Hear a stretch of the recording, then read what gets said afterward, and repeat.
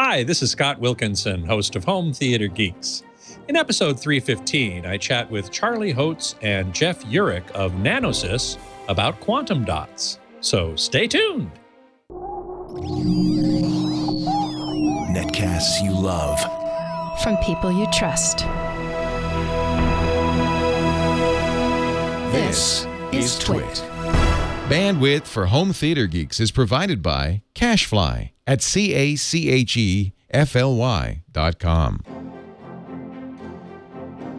This is Home Theater Geeks with Scott Wilkinson, recorded August 4th, 2016. Episode 315, all about quantum dots. This episode of Home Theater Geeks is brought to you by Corning. Corning's incredibly durable Thunderbolt and USB 3-point optical cables are longer, thinner, lighter, and stronger. Go to corning.com/twit to save up to $130 on their superior Thunderbolt optical cables. And by Epson's new EcoTank printers. With Epson's line of SuperTank all-in-one printers, you can print thousands of documents without running out of ink. EcoTank is loaded and ready to print when you are. Visit epson.com/ecotank to find out more. Hey there, Scott Wilkinson here, the Home Theater Geek and editor of avsforum.com.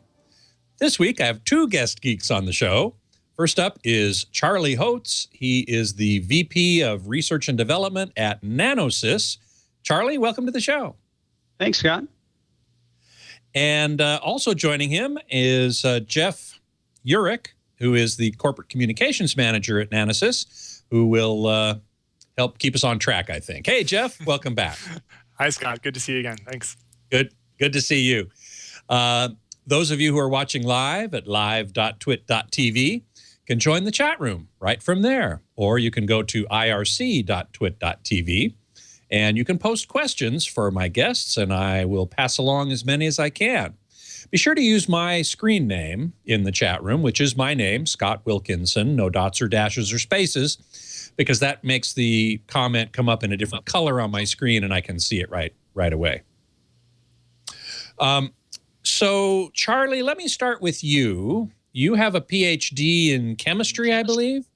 Chemistry and material science, yeah. And okay, been working in... Oh, go ahead. So material science seems about right. Tell us a little bit about your work in quantum dots up till now.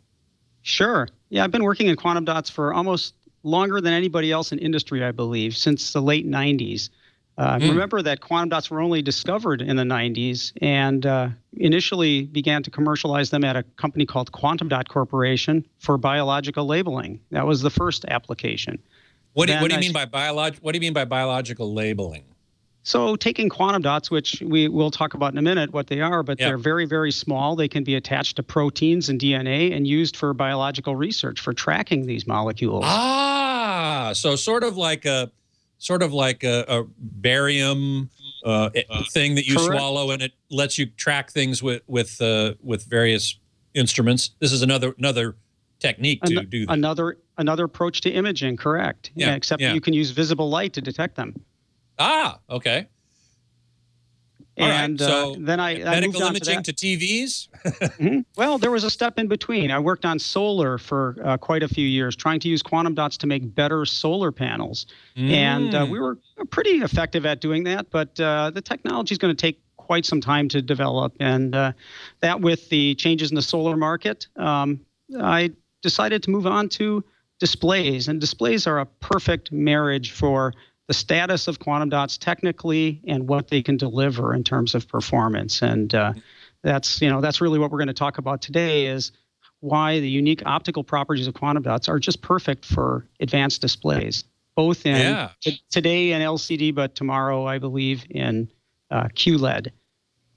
Right, which we're going to talk about later in the show. So those of you who are watching, who I'm sure are thinking about, what about QLED? We're going to get to that. So hang on to your hats, folks. But let's start with just a basic primer on what quantum dots are and why they are so applicable to TVs and displays. Yeah. So sure, I'm happy to talk about that. So quantum dots are basically semiconductor material. They're compound semiconductors, but it doesn't matter that there are more than one element in them. Let's just take silicon for a moment.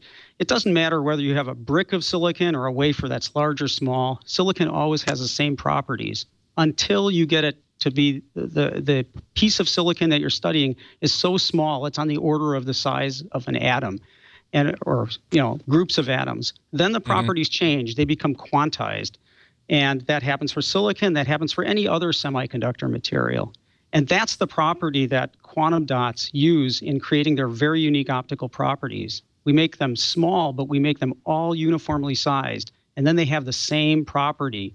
They emit light at a very particular color. That's what we're taking advantage of. Let's take a look at graphic number 1 to sort of show the size scale that we're talking about. Yeah, and you can see, I like to think of quantum dots as being about the size of a protein, which is a large molecule, but it's a molecule. It's not any bigger than that. And you can see on this scale, which is, these are decades or factors of 10 differences between each entry there. And you can see otherwise known as a logarithmic scale. Correct.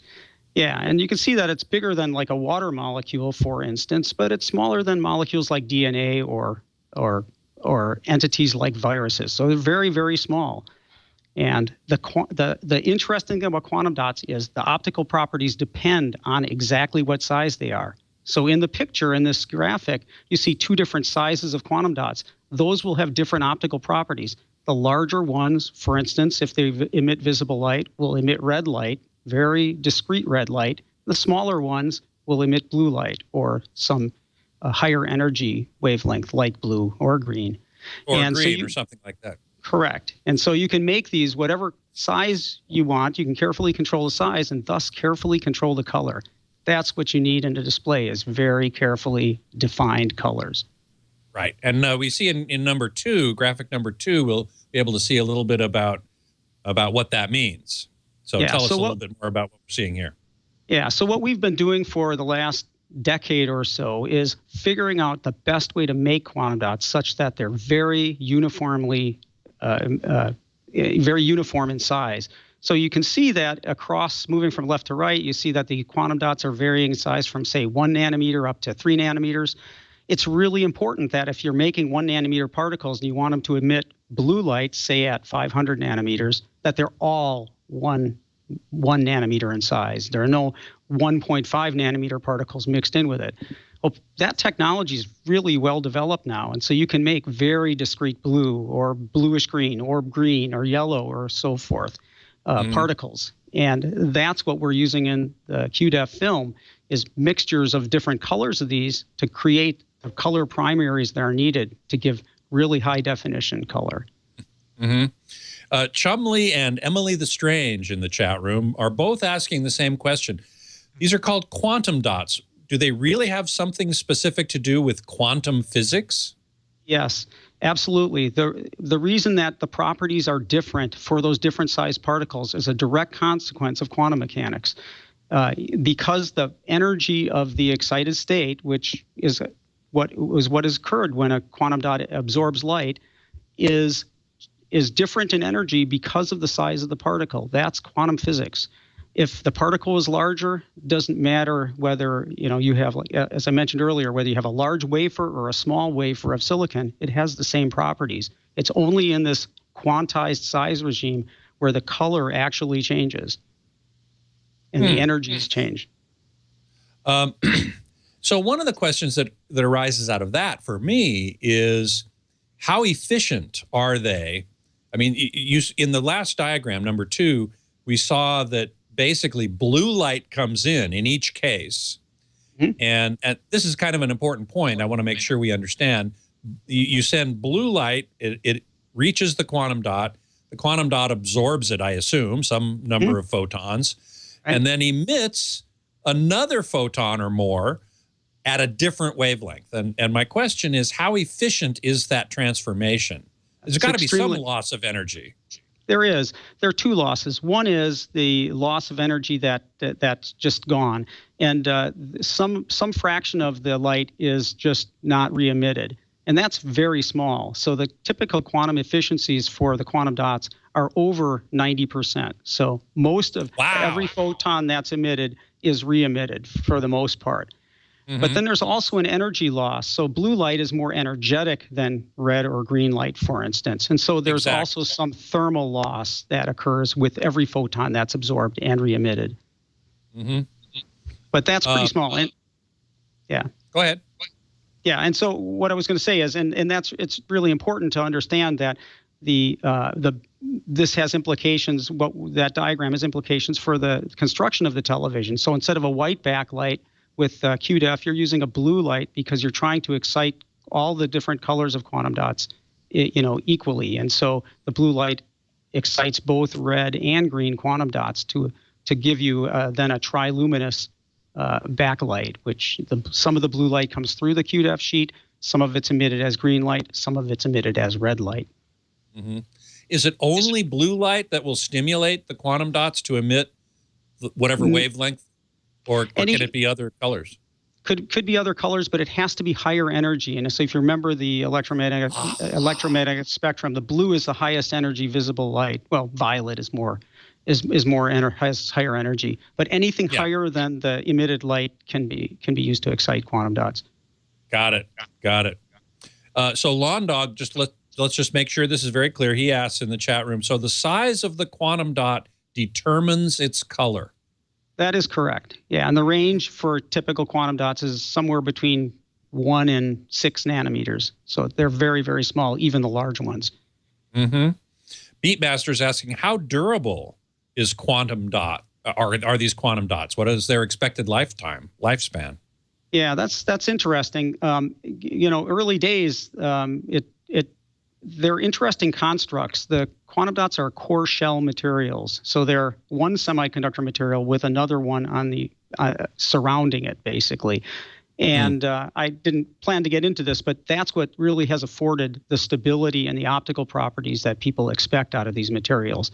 I can tell you that display makers expect 30,000 hours actual lifetime without perceptible change in the emission, and quantum dots easily meet that requirement. So another question I have is regarding the environmental concerns. I mean, we saw there was a question in the chat room before we actually got started about, what happens if you spill a bunch of these on the floor? I mean, is that going to be a problem? A lot more people I hear talk about some of the materials that are actually used to make the quantum dots might be environmentally toxic. So how do you respond to questions like that? Those are really legitimate questions, and the materials that quantum dots were first made from, and that gave the best properties, were cadmium selenide. And cadmium selenide is, of course, made from the element cadmium, and cadmium can be toxic if ingested. So that's a real concern. And to this date, the best quantum dots still are the ones made from cadmium. People have been working for quite a few years on alternatives, and I'll talk about that in just a minute. But the ones being used today are cadmium selenide. But first of all, they're a combined form of cadmium. They're cadmium selenide, not cadmium, so they're not easily ingestible. Secondly, they're extremely dilute. The optical properties are like we talked about earlier, very, very high quantum efficiencies. You don't need a lot of quantum dots in a QDEF sheet to give the required optical output for a display. So there's very little cadmium in a typical display, and it's encapsulated. It's in a polymer between plastic barrier sheets. So it's really in a form that's very difficult to get to. It's not a granular material. It's not inhalable. It's in a matrix. So the risk to people with displays is minimal if it exists at all. Well, what about, I'm sure that this has something to do with it too. At some point, people are going to buy a TV that has quantum dots in the illumination system, and then at some point they're going to throw it away or try to recycle it or something. Is that when the cadmium becomes a problem?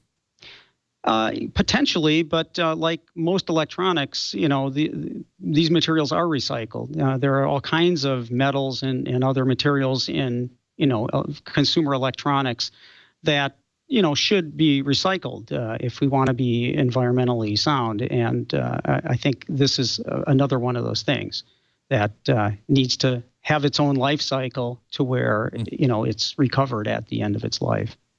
Right, and hopefully electronics recyclers will know how to do that. I mean, this is relatively, I mean, it's not new technology. You've been working on it for 25 years, but in terms of showing up in consumer products like TVs, it's relatively new. Yeah. And, of course, we're also working on other materials. We also offer a low cadmium product. By the way, cadmium is regulated by a number of different agencies. One is a European organization, and there's a European directive called RoHS, Restriction of Hazardous Substances, which sets limits on how much heavy metals like cadmium, for instance, can be in consumer electronics. And there's currently an exemption for this, which was considered by the European Parliament and approved. Furthermore, we have a product that meets this standard, and we've just released that product this year. So, the alternatives to cadmium are nearing. They're not quite matched in performance yet, but they're extremely close. And, I can see the day coming when these displays will no longer need to have any cadmium in them. Mm-hmm. So SoundPro69 in the chat room is asking, so how does all this microscopic stuff end up in a big TV screen? So I touched on that a moment ago. So basically, it's in a matrix. It's in a polymer matrix. It's a very thin layer. There are many, in an LCD set, there are many optical elements. And many of these are just sheets of plastic that have very, defined optical properties. So for instance, here's a piece of QDEF. It's, a thin piece of plastic, which has quantum dots between two layers of film. When illuminated on one side with blue light, some blue comes through along with red and green light emitted from the quantum dots. And that's how it's implemented into an LCD set. And it's a very easy change for the display manufacturer, other than, of course, changing the white LED backlights to blue LEDs. Mm-hmm. And actually, Josh, if you can call up graphic 9, this is a little out of sequence here, but we can sort of see a graphic representation of a blue backlight and quantum dot. There are two different sort of, well, there are three. And in fact, somebody in the chat room is asking about this as well, putting quantum dots, actually coating the inside of an LED, a blue LED, with quantum dots to produce white light. Or you can put them along the edge or in a film. I've just sort of answered the question. Why don't you tell us about this graphic we're looking at here? Yeah, exactly. Yeah. I mean, what you see, and that they can be used in the LED. Now, people haven't really got that to work perfectly yet. The problem is, right on the LED is a challenging environment because of the temperature, and quantum dots do have temperature effects. And so far, people haven't been able to really perfect that well enough to be used in a display. But certainly, edge and film-based products exist in the market today. But the main thing is over the graphic portion of the graphic on the right, which shows the perfect QD white light source, and it's not a broadband light source. It's three discrete emissions: the blue from the blue LED, the green and the red from the quantum dots, and then those go through filters that are normally present in a color filter array on an LCD set, and they just select the correct one of those three emissions. So basically, the backlight caused by the blue LEDs and the QDEF sheet produce this perfect triluminous source, which the color filter then simply has to select to produce a red, a green, or a blue pixel. And that's what you're seeing on there. What we call subpixel, actually. Correct, subpixel. Right. And so what that means to me is that the color filters need to be tuned or match the peak of the, say, for example, the red color filter needs to match the red peak in the spectrum of the quantum dot. And we're going to talk about spectrum in a second here, but yeah, that's a hugely important point, because that has been one of the major challenges to getting really high color gamut. It's because with ordinary white light backlights, the objective of the color filter was not to create high color gamut. It was to get as much light out the front of the set as possible. People want nits, and if you just have a broadband excitation source like a white light source, you need to have a pretty broad filters to get a reasonable amount of light out. With the quantum dots, that's not the case. All of the light are already in discrete channels, and all the color filter really needs to do is reject the other ones. So you don't want such broad filters that are normally the case in LCD sets. So optimizing the filters for the quantum dots is really important and can give you much higher color performance, much higher gamut coverage. We haven't talked about gamut yet, and we can go into that if you'd like. Oh, absolutely. We're going to do that in just a second here, but if you'll excuse me for a moment, I would like to take this moment to thank one of our sponsors for this episode, which is Corning. Corning can greatly improve your audio-video workflow with their strong, durable, and far-reaching Thunderbolt and USB 3.0 fiber optic cables. Whether you're into high-end video, photography, audio production, or computing, Corning's optical cables will allow you to build a convenient workspace through a superior long-distance connection. Corning's USB 3.0 and Thunderbolt cables are incredibly strong and flexible. They have exceptional cable runs of up to 60 meters, 200 feet, for Thunderbolt, and 50 meters, or 165 feet, for USB 3, making it so easy to move noisy, space-consuming devices away from your workspace. Corning cables are also hot swappable, and you can daisy-chain up to 6 Thunderbolt devices. You can also bend or walk on Corning's ultra-slim cables, and even if they're tangled, they will keep transmitting at top speed.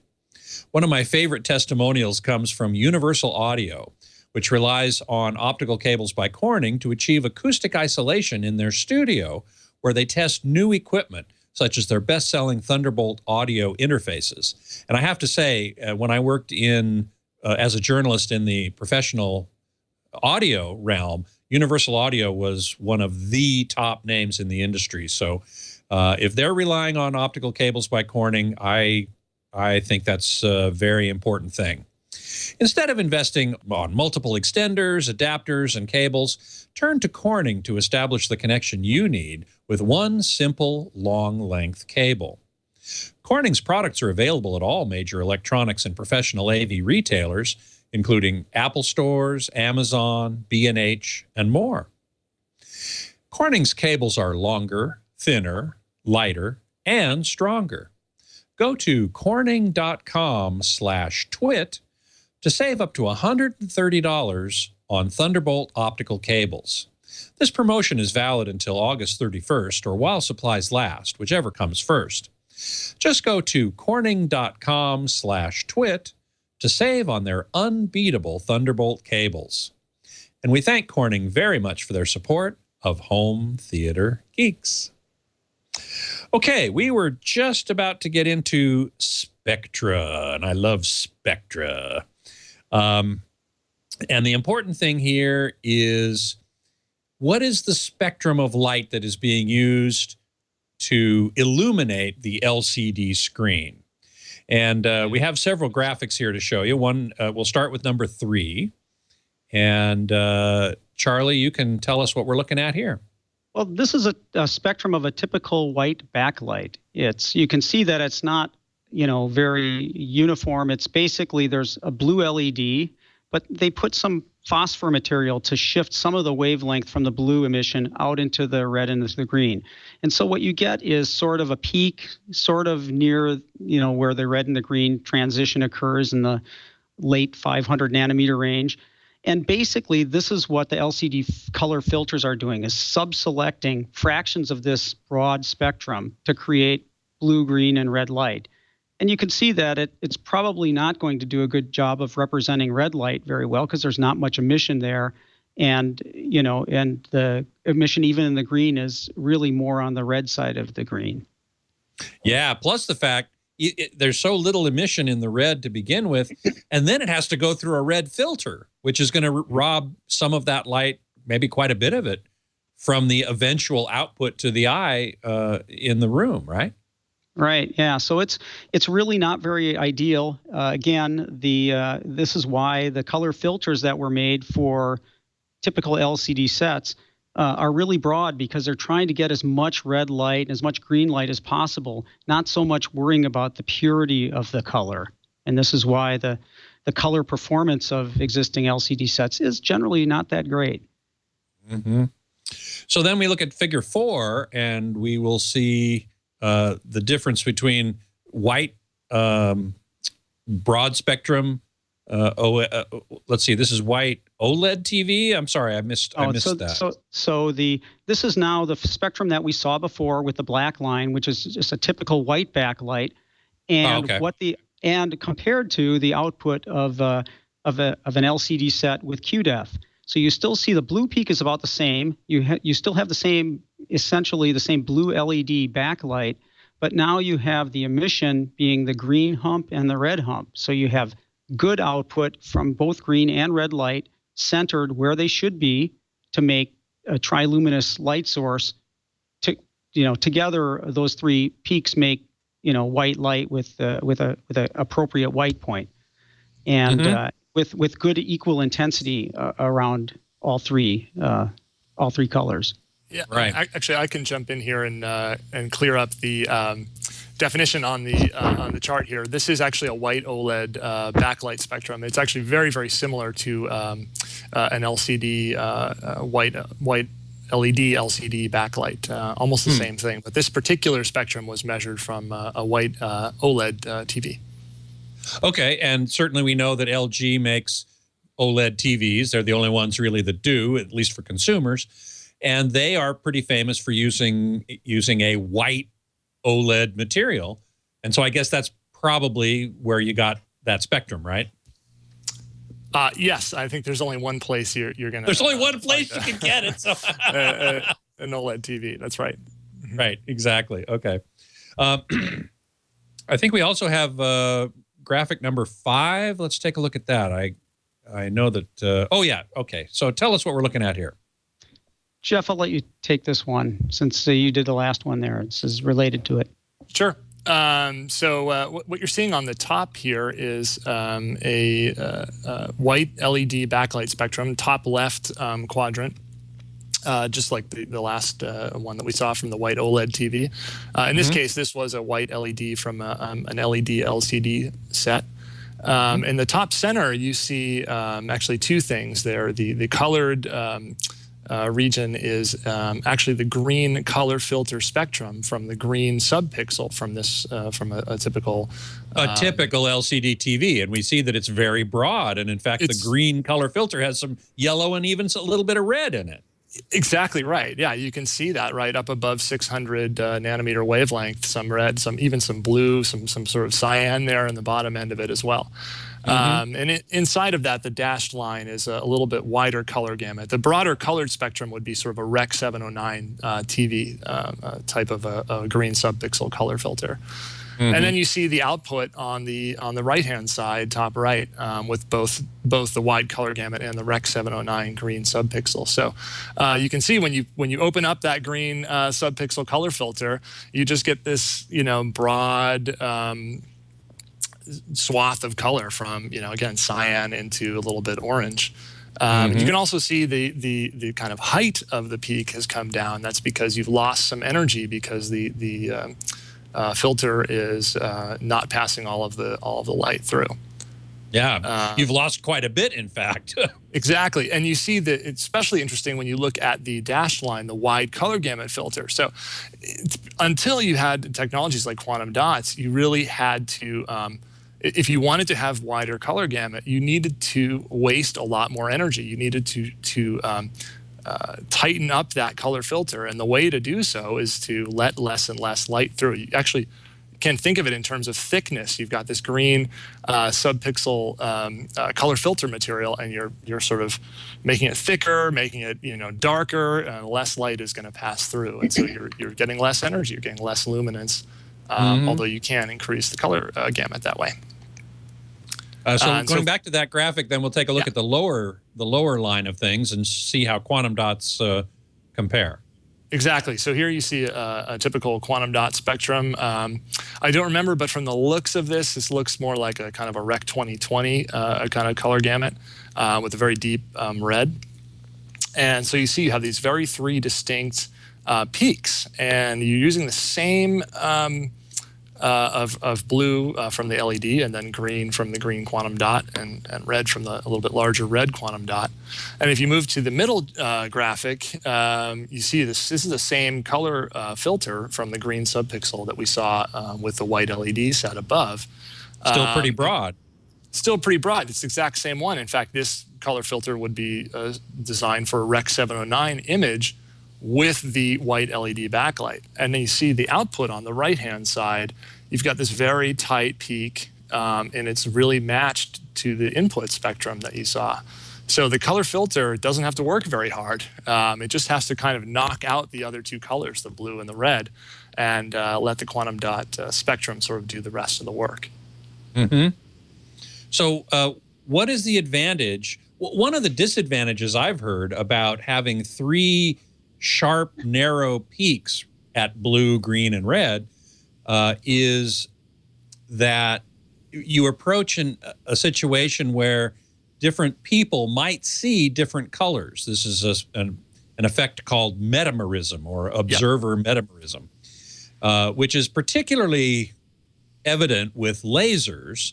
But since quantum dots have such a narrow band that they emit light in, I would think that that might be a problem here too. Yeah, we've heard that as well. We've actually looked closely at that, and we haven't seen any evidence of that. Even the very narrowest spectrums that our quantum dots are producing in the low 20 nanometer full width half maximum range, no sign of observer metamerism there. So we're going to keep pushing that down until someone tells us to stop. Stop! And as you heard from Charlie, in the way that the quantum dots are manufactured, if a customer came back to us and said, "Hey, look, this is too narrow," our customers are telling us that the consumers can see different colors. We're hitting this observer metamerism issue. It'd be very easy for us to give them a little bit broader spectrum, but again, we're not seeing that issue at all at this point. Okay, I would guess the way to do a broader or narrower spectrum is to more or less tightly control the actual size of the quantum dots. So if they're slightly different sizes, then you'll get slightly different wavelengths out of some of them, and that broadens the spectrum of red, say, or green, coming out of a collection of them. Is that right? Right. That's exactly what we would do. We've never been in that situation. We've never had to do that. It's always been the other direction, but that's exactly trying correct. to get narrower and narrower, huh? Yes. Yeah. Okay. Me. Yeah. And so that's a good point. I mean, when you look at the spectrum of the quantum dots, you're seeing our manufacturing process, right? From one end of the spectrum, the left-hand side of the peak is the tiny, little bit smaller ones, and then the right-hand side of the curve is the slightly larger ones. So that's really the distribution of our manufacturing process. I think of sizes within the manufacturing. You could tune up the manufacturing to. Could you, to make them all exactly the same wavelength? That's not practically possible, but and each individual quantum dot does have a discrete wavelength range of its own. So even if you had exactly identical particles, the line width wouldn't be super narrow. It would still be on the order of 15 nanometers, halfway across. So, as opposed to lasers, which are very sharp peaks, and they have a width of what, 1 or 2 nanometers? Yeah, single-digit nanometers, correct. Single-digit nanometers. So that's where you really get into metamerism. Okay. Yeah. I get you. Well, next up, we want to talk about the Gamut. We were talking about Gamut earlier, and Rec 709, which is the current HD high-definition standard. And now with Ultra HD, we're looking at displays that can do P3, which is the digital cinema gamut, and PT 2020, which is the sort of ideal perhaps. And we have some graphics to show that too, 6 and 7 in particular. Let's take a look at number 6. Sure. So I think probably your listeners know that this is a CIE diagram. It represents all the colors that can be seen by the human eye. And around the locus or the perimeter, at least the curved to the top and the left side of that color diagram, are the monochromatic wavelengths of light running from pure blue to pure red. And so then there are these shapes on that curve.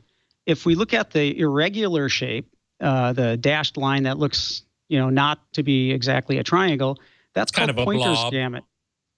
Yeah, kind of a blob. Yeah, and that blob is called Pointer's gamut, and that was work that was done some years ago, I think in the 50s or 60s, by a guy named Pointer, who tried to find out what all the colors were that were represented in nature. So you can see that there are a lot of colors that exist that our eye can see, but that we don't commonly see. Of course, that's probably somewhat larger these days with a lot of artificially generated colors. There are things that are then outside of Pointer's gamut, but you can see that if you're in nature, those are the colors that you'd run into. Well, if you look at the sharp black line, that's the BT709 standard. You can see that does not such a great job of representing the colors that we see every day. And that's been the standard up until present, right? So display standards. However, let's make sure that everybody understands that BT709, that triangle, is what TVs up till recently can reproduce. And so anything that's inside that triangle, a TV can reproduce. But anything that's outside that triangle, a typical TV these days cannot reproduce. And so as you say, there are quite a few colors outside of that triangle, but within Pointer's gamut, which means that what we see on TV isn't accurate to what we see outside necessarily.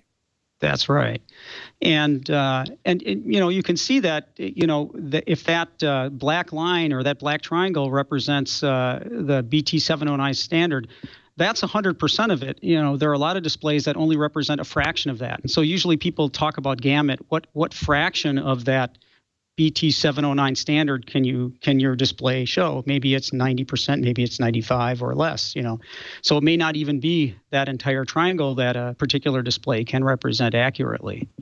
Mm-hmm. So then moving on. Yeah, go ahead, Scott. I was going to say, then moving on. Yeah, okay. Yeah, and then of course then the new standard as of this year is BT 2020, and that's the large triangle. And you notice a couple things about that. First, the primary points are monochromatic wavelengths of light. So that means they're on that outer perimeter of the CIE diagram.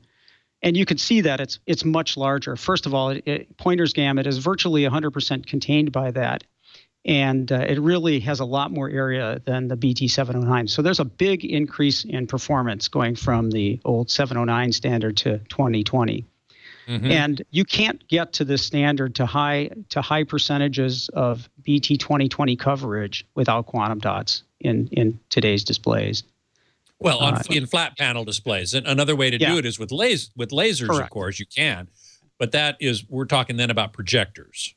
Yeah, that's right. And so to get to high levels of color gamut, you really need very discrete sources of triluminous light. So you need a narrow green, blue, and red source to be able to do that.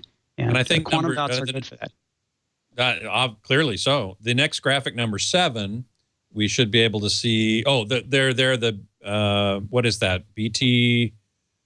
Oh, that's okay. So the second black triangle is your quantum dot spectrum, or gamut, I should say. Yeah, that's our Rec 2020 material. So, and that covers about over 90% of the Rec 2020 gamut. So you can see that we're missing a little bit in the blue and just a wee bit in the green as well. But over 90% of that triangle that is Rec 2020 the Rec 2020 standard or BT 2020 standard is covered by our current Nanosys quantum dots. Mm-hmm. Now, the blue is not produced by quantum dots, but rather by the LED itself. So couldn't you make a different LED that would reach closer to where the blue is in BT 2020? It's actually a couple of things. It's when you get to over 90% coverage, it's a lot of little things that make that difference. Number one is, of course, we don't make the LEDs; they have to be sourced and made by someone else. The other thing is, it's not just the LED either; it's also the color filters that are used. And this gets back to the thing that you had mentioned earlier: is the quality of the color filters and how well they're matched for the quantum dot emissions matters quite significantly when you get to these high levels of coverage. Small shifts in the cutoff, the edge of these color filters can make a difference whether the blue light from the LED leaks a little bit into the green channel or not at all, or vice versa. Mm-hmm. Well, we have a couple of examples of the difference that the gamut makes in real life images on the screen, 7A, B, and C. And if we take a look at those, we can see, for example, here's. Yeah, go ahead, Jeff. Sure. So yeah, on the left here, you've got quantum dot enhanced tablet, and I love that these are actually from 2012. These images. So I love that you dusted these guys off. But yeah, it's very hard to capture here because the camera that captured this captured it in fact in Rec 709, and you're broadcasting in Rec 709, and most of the folks watching this at home are watching it on a Rec 709 display. So there's a little bit of kind of distortion here, and that the camera is capturing sort of the brightness of the color, and it's a different wavelength. But it is kind of that striking. I mean, that's one of the really cool benefits of wide color gamut and of high dynamic range. I mean, you see it from across the room. There's no doubt about it. Unlike just adding 4K resolution or something like that. Exactly. I've made this point many times that you go from 1080p to 2160p, as Joe Kane would say, in order to make them consistent. Add, increase the number of pixels by a factor of 4. You're not going to see much difference unless you're really close to the screen. But high dynamic range and wide color gamut, you can see that on a tablet from across the room, no problem. Yep, exactly. And we're really interested in this idea of color volume, which actually looks at the luminance and the width of the color gamut together. So you want to be able to have very, very high luminance and a very, very wide color gamut, and you can express all of these colors. So it's a bright red fireball with lots of red photons coming out of the display that are very saturated. You want to be able to do that. You also want to be able to do a very dark scene with very, very accurate color. And so those two factors together, I think, are really, really powerful. Well, we're going to talk about that in just a moment. But before we do, I'd like to take this moment to thank our other sponsor for this episode, which is Epson. Epson's revolutionary cartridge-free EcoTank line of printers for home and office introduce a new age in printing. The EcoTank ET4550 wireless all-in-one printer doesn't use ink cartridges. Instead, it features an amazing, innovative, refillable ink tank, earning it the title of CES 2016 Innovation Awards honoree. No more out-of-ink frustration. It includes up to 2 years of ink, equal to about 11,000 black pages or 8,500 color pages. You can save up to 80% on ink with low-cost replacement ink bottles. It's also powered by Precision Core printing technology. It has auto two-sided printing and a 30-page auto document feeder and easy wireless printing from tablets and smartphones. All EcoTank printers deliver an unbeatable combination of convenience and value. With Epson's EcoTank line of printers, you'll have the freedom to print without running out of ink. The Epson EcoTank system was named the 2016 Small Biz Windows Printer of the Year. So visit epson.com/ecotank today to transform the way your office, home, or work group prints. For the best combination of ease and value, turn to the Epson EcoTank printers. That's epson.com/ecotank. And we thank Epson very much for their support of Home Theater Geeks. Epson, exceed your vision. So we just started to talk about HDR, high dynamic range, And we talked a little earlier about peak luminance, and I wanted to ask you about that. We've talked about an expanded or wide color gamut and color volume, which means greater range of colors through a larger range of brightness levels. How do quantum dots allow TVs to achieve higher peak brightness levels? Because with standard dynamic range, we're talking about 100 nits.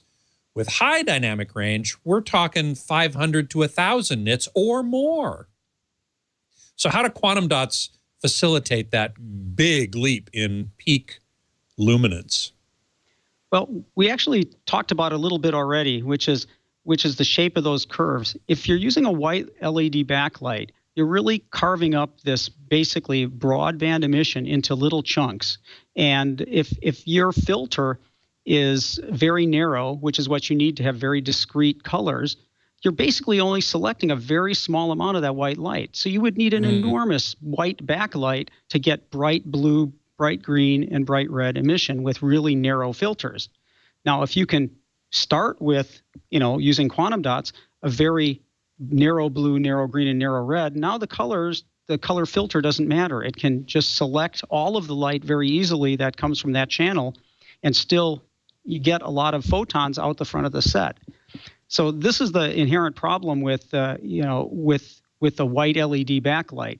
Either you're going to have poor color gamut coverage, or you're going to have an incredibly efficient set because you're going to be throwing away all those other photons that you don't want, which aren't the right color. So, right. So in other words, basically you're talking about, and you said the color filter doesn't matter as long as it's tuned to the same narrow band that is coming out of the quantum dots or the LED in the case of blue. Right. It's got to match the quantum dot emission, which shouldn't be very difficult to do because the emission's pretty narrow. So that really allows a brighter peak luminance, a greater peak luminance on the order of an order of magnitude, really, or more, right? Yeah. And what you'll find is if you compare a QDEF set to a non-QDEF set, you'll find that the power requirement is less for a given luminance, because most of the light is converted to a wavelength of light that you want out the front of the set. Mm-hmm. Now, we had a question.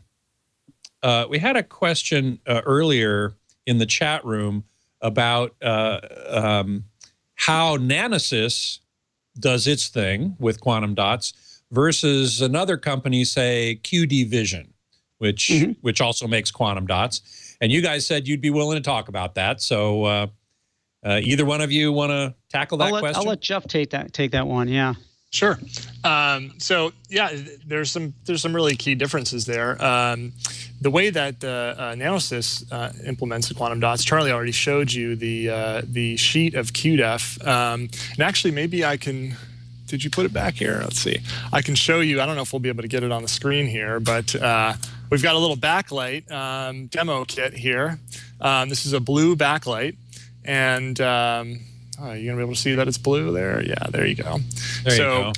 If you open up this backlight, I can just simply drop in this sheet of quantum dot enhancement film, and you'll see. Oh, good. That's what QDEF means. Quantum dot enhancement. Right, quantum dot enhancement film. Yeah, there we go. Wow, we can't get the exposure quite right. Let's see if I can do this. No, maybe not. Maybe at an angle. There you go. There you go. There you go. So you can see that the sheet here is converting that blue into white light. So this is a really good example of how we integrate the quantum dots into the display. Right. And I think, is it correct to say that Nanosys works more in the full array local dimming backlight system of LCD TVs where you're using a sheet like that? It's correct to say, I would think, as I'm trying to think about the sort of market share, it's closer than you'd think, actually, split between full array local dimming and edge lit. So because of where we sit in the stack, we don't care where the light's coming from. It could be a full array local dimming directly behind. Okay. Right. And so this is one of the reasons that we went for the film implementation, is that it's compatible with so many different systems. So Nanosys QDEF has been used in tablets and mobile notebooks and monitors and in TVs. And so you don't see any direct lit tablets or notebooks, for example. So it's a good fit there for an edge lit design. But in TVs, yeah, we really like the direct lit version the most because you get great contrast ratio because you can dim and actually brighten in certain areas for HDR. Right. And you generally get better screen uniformity as well, as opposed to edge lit. Yeah, exactly right. And QD Vision, my understanding is that they're more focused on not making films, but making, I guess you'd call them straws or thin pieces, long pieces that would be fit next to the edge lighting LEDs on edge lit LCD TVs, right? Yeah, we'd call it a glass capillary. It's a long, thin, literally glass tube that you sort of vacuum fill with quantum dots. We actually explored this technique ourselves back in 2009, and we moved away from it because we found that it was actually a little bit less efficient because the quantum dots actually emit light in all directions. They're isotropic emitters. And so when you're on the edge of the set, you have LEDs firing in, and the display is up here, and you've got this tube of quantum dots, and a quarter of the light is coming back out of the tube and into the LED cup, and so it's very hard to recapture all of that light, and so that was one reason that we didn't think it would work as well, and moved away from it. Yeah. Emily the Strange in the chat room is asking, how stable are these? Would a quantum dot TV require a lot of maintenance and calibration and so on constantly? Does it go out of tune? Absolutely not. In fact, we put a huge amount of energy into, testing our materials. Our customers demand it. I mentioned earlier that most manufacturers require a 30,000-hour lifetime for any component of a set, and it has to be within a particular specification over that entire lifetime. That's just one of many quality specifications that we've worked closely with the manufacturer, and no, there's no adjustments required or anything more than. It's very stable, I would say. Correct. Yeah. There's no user serviceable portion of it. Right. Yeah. One interesting anecdote on that. One of our customers put out a warranty, no burn-in warranty for more than 10 years recently. So we thought that was kind of a neat endorsement of the lifetime and ruggedness of quantum dots. Sure. Creamy Corncob is asking regarding back to the sharp peaks of the spectrum. Those sharp peaks are kind of the same as minus dB crossover slopes in terms of audio, right? I'll let Jeff take that one. I don't know anything about that. Yes, actually. I have a background actually as an audio engineer, and so that was very familiar to me. Much tinier wavelengths here in just nanometers, right, versus feet or inches even in audio. But yeah, very, very similar. Yeah. Okay. Well, in the last few minutes, and believe it or not, we're coming down to the wire here. Pretty amazing. Wanted to talk about a couple of new technologies. This technology that we've been talking about with QDEF film inside of a TV, that's available on the market today. And tell us which companies have your technology in their TVs, or can you? I think we can, Jeff. Yeah, we definitely can. So let's see. You've got Samsung is using Nanosys technology, Vizio, Hisense, Sharp, TCL for TVs. I think for that's TVs. About it. Okay. Okay. Yeah. Well, that's a fair number of companies certainly using your technology. Some of which aren't quite out yet, but some of which are. You can get a Samsung TV, a Vizio reference series. You can get today, and then they will have this technology in them. Hisense and TCL also shipped already last year. I'm not sure if the newer versions that were announced at CES. I think they actually should be available. And same with the Sharp. So all of that's already out there, I believe, or close to it. But still, you're using though all those TVs are still using color filters, which we've been talking about in this show. And one of the next steps that I have learned from you is replacing those filters with quantum dots themselves. So tell us how that works. And we have a graphic number 9 and number 10 to look at while you tell us. Yeah. So one of the things that we'd like to do is to replace the color filter completely with the quantum dots. So now what you would have is just a similar to the QDEF. You'd have blue light, blue LED backlight, but then the color filters themselves in the LCD array that turn on and off are basically a red, a green, or not a quantum dot. So you basically turn on and off the blue light, or you turn on and off a red or a green quantum dot. This would eliminate the need for a color filter. But then now the requirements of quantum dots in this application is quite a bit higher. They basically have to absorb virtually all of the light in the red or the green channel, so you don't get any blue light leakage through that. Coming out of there, right. So what we're looking at right now is the current architecture with color filters. And then number 10 is this new approach, replacing the color filter array. I guess that's what CFA means. Color filter array, with quantum dot subpixel filter. And now, illuminating each of these color filters would be the full intensity of the blue LED backlight.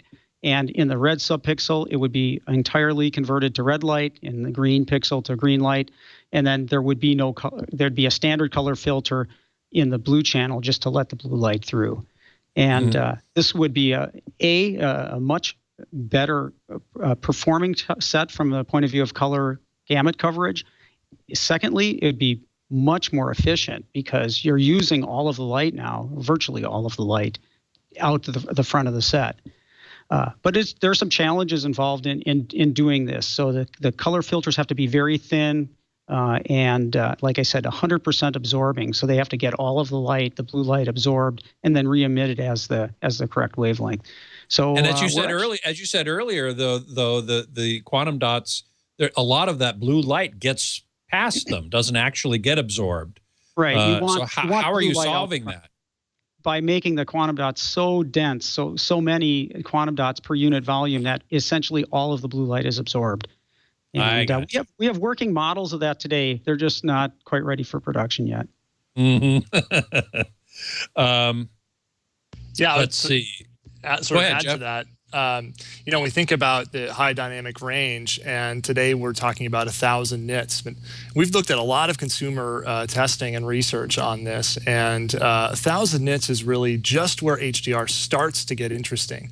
If you look at the PQ curve, that many of the HDR10, for example, is based on, and Dolby Vision as well. Right, and Dolby Vision as well. That curve carries luminance values up to 10,000 nits of peak luminance. And we really think that's the sweet spot. That's where we want to take this technology. So you really want to get to 10,000 nits, really? Yes, no question about it. If you've seen an 8 or a 10,000 nit display, it's a blow away experience. And I would think you'd need sunglasses and sunscreen, for heaven's sakes. Well, the average picture level doesn't really change that much, but now you've got these really fine specular highlights that are just off the charts. Consumers really notice it and appreciate it, especially when the content is right. And now we have the standard to deliver that content. So, right. UJ in the chat room is asking, why can't quantum dot technology do more to help with off-axis viewing? Well, that's not really anything to do with the backlight. That has to do with the nature of LCD, right?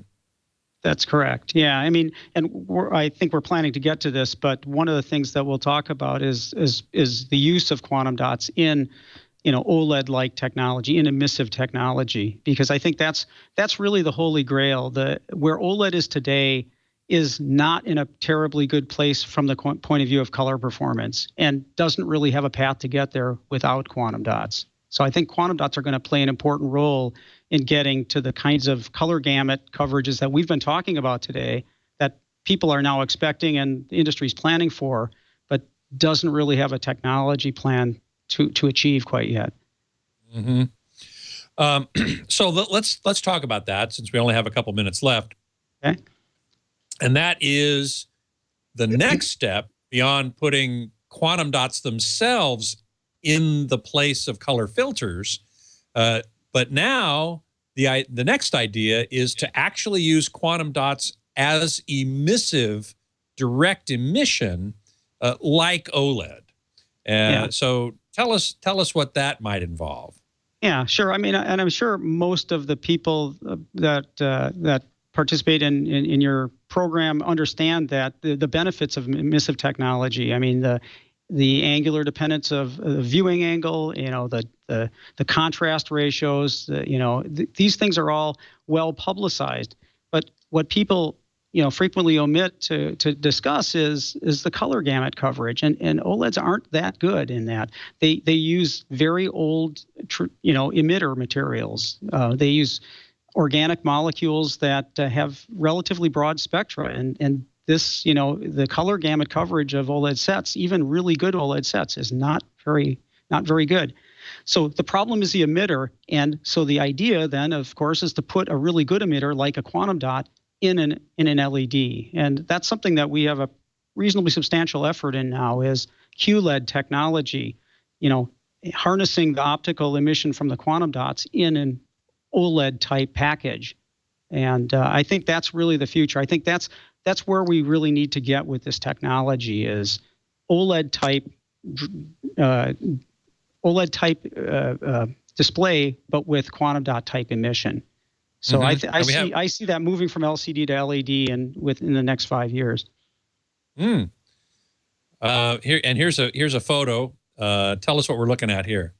So the four little pixels, those are QLEDs. Those are LEDs driven by a battery, which is in that little demo box, and blue light emission from those. It looks like white from here because it's saturated, but that's actually 460 nanometer emission, much like the backlight in a QDEF set would be. And then you have also 2 vials of quantum dots. These are the types of materials that could be used in here. So by changing the quantum dot, we could make the QLED emit green or red as well. So this technology works today. It's not ready for production yet. Right. So do I have it right that you could cause quantum dots to emit light of whatever color their size demands by stimulating them electrically rather than with blue photons? Yeah, I didn't specifically say that, but that's exactly right. So all of the other applications that we've been talking about have been fluorescence, basically. Right. Absorption of light and then re-emission of light at a different wavelength. But in that demo right there, that's electroluminescence. That's electrically stimulated emission of light from quantum dots.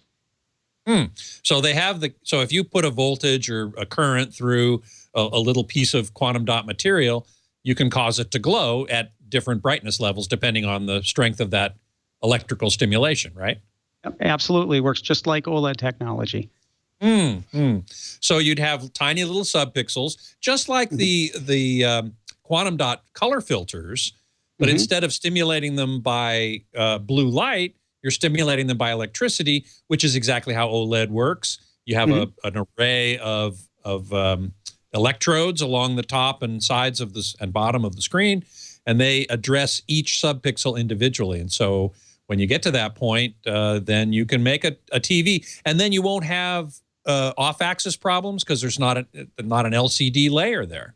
Yeah, it will have exactly the same properties as an OLED display, except that the color performance will be like the spectra that we have been looking at earlier in the day. Discrete colors, high gamut coverage, etc. Right. So what kind of time frame are we looking at on such a display? When might we see that? Is it like 5 years, 10 years? Yeah. I think 5 years. I don't think it's 10 years out. I mean, I think there are decent working models today. The main problems that exist in this technology today are the same ones that existed in OLED not that many years ago, primarily lifetime. Some improvement in efficiency, is still necessary, but those gains aren't that great that have to be made. I think the big challenges are lifetime particularly in the blue devices, which of course is the problem with OLED today too. That's the main limitation. Yeah, the blue OLED material has a shorter lifespan than the red and green, and I didn't realize that, but I guess the same is true with quantum dots, huh? Yeah, I mean remember the blue energy is higher than red or green, and so there's more potential damage from those higher energies. Mm-hmm. Well, there's always something new to wait for, but in the meantime, there are some pretty great sets out there, and I have been extremely impressed with what I've seen from those TVs that are based on quantum dots right now being used as the backlight. And really, I think you guys are paving the way to the future with tiny little particles. So I thank you very much for all the work you do. Well, I thank you, Scott. I really enjoyed it today, and I learned a few things from you, too. Hey, what do you know? I like that. Well, thank you again for being here. It's been tremendous. Those of you who want to learn more about Nanosys technology, go to nanosysinc.com, and they got a bunch of interesting stuff there. I've always been fascinated by quantum dots, by quantum physics in general, and so I always love talking about it, and I thank you guys both very much for being here to talk about it with me. My Thanks pleasure. for having us, yeah. You can find me, of course, always at avsforum.com. You can email me at scott@twit.tv, and you can follow me on Twitter at htgeekscott and at avsforum. You can always find previous episodes of Home Theater Geeks right here at twit.tv/htg, and also on our YouTube channel, youtube.com/twit Home Theater Geeks. Next week, my guest geek is scheduled to be Stacy Spears, the chief video officer. I forget what his title is exactly, but he's a video heavyweight at SpectraCal, makers of the Calman calibration software. And he's going to talk to us about his recent experience with high dynamic range TVs. So that should be really interesting. Stacy's always a great guest. I love having him on the show, and I do hope he will join me for that. Until then, geek out.